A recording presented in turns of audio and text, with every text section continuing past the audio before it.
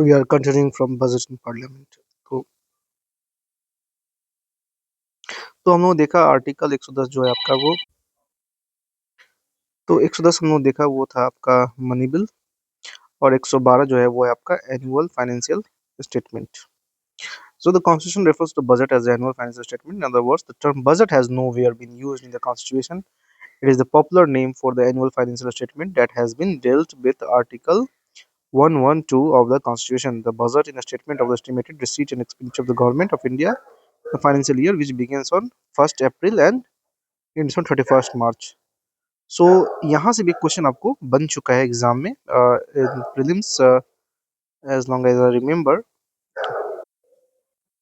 So first is estimate of revenue and capital receipt. सबसे पहले दिया जाता है ways and means to raise the revenue, estimates of expenditure, details of actual receipt and expenditure of the closing financial year, and the reason for receipt or surplus in that year. Now, economic and financial policy of the coming year, and taxation proposal, prospects of revenue spending programs, and introduction of new scheme project. So till 2017,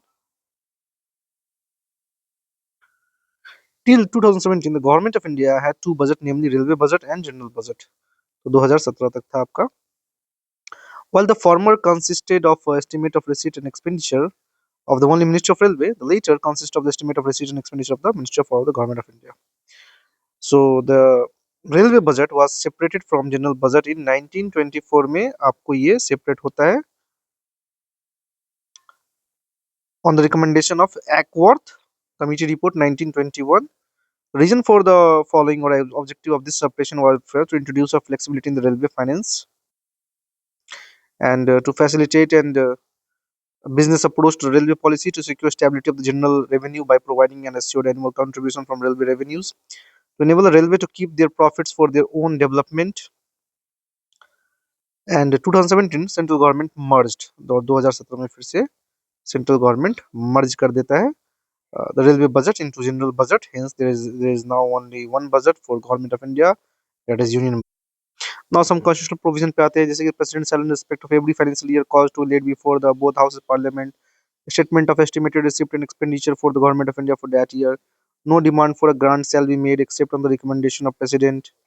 No money shall be withdrawn from the Common Fund of India except under the appropriation made by law. No money bill imposing tax shall be introduced in the parliament except on the recommendation of president, and such bill shall not be introduced in the Rajya Sabha. No tax shall be levied or collected except by the authority of law. Parliament can reduce or abolish a tax but cannot increase it. The constitution has also defined the relative rules of position of both the houses of parliament with regard to enactment of budget in the following way. Now, the expenditure charge on the Consolidated Fund of India shall not be submitted to the vote of parliament. However, it can be discussed in the parliament. Rajya Sabha should not return the money bill to the Lok Sabha within 14 days. The Lok Sabha shall either accept or reject the recommendation made by the Rajya Sabha in this regard.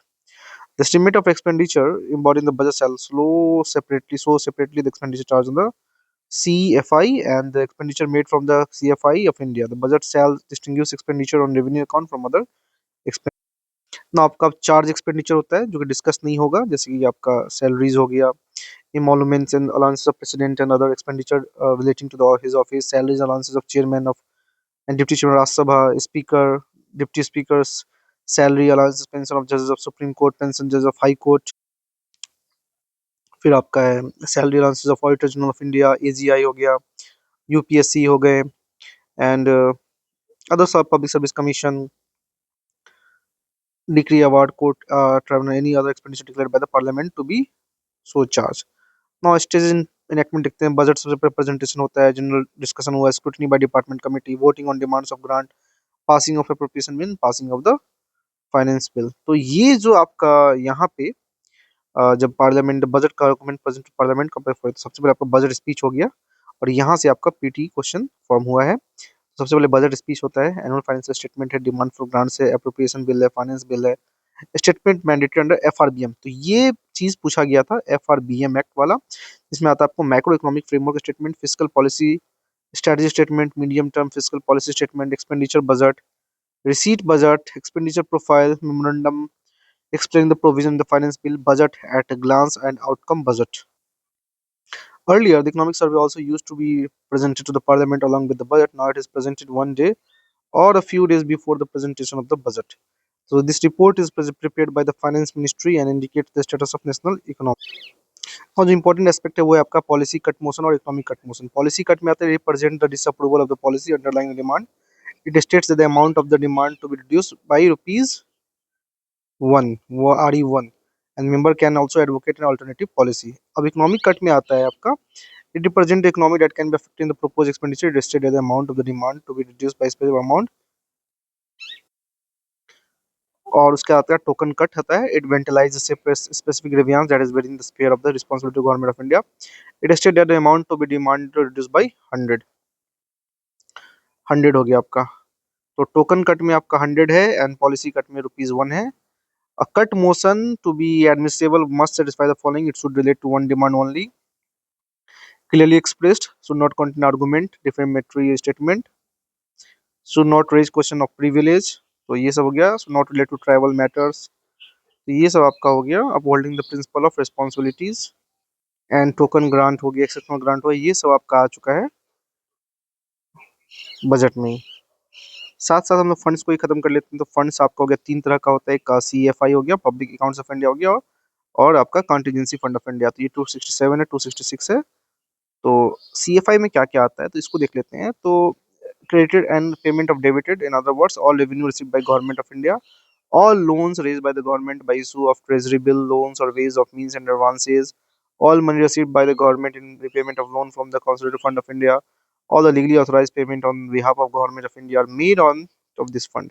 So no money out of this fund can be appropriated, issued or withdraw except in accordance with the parliamentary law। और देखा जाए सारा election ये सब क्या होता है, इसी फंड के पीछे भागने का तरीका है और कुछ नहीं है। पब्लिक अकाउंट्स में आते हैं तो in all the public money other than those are credited.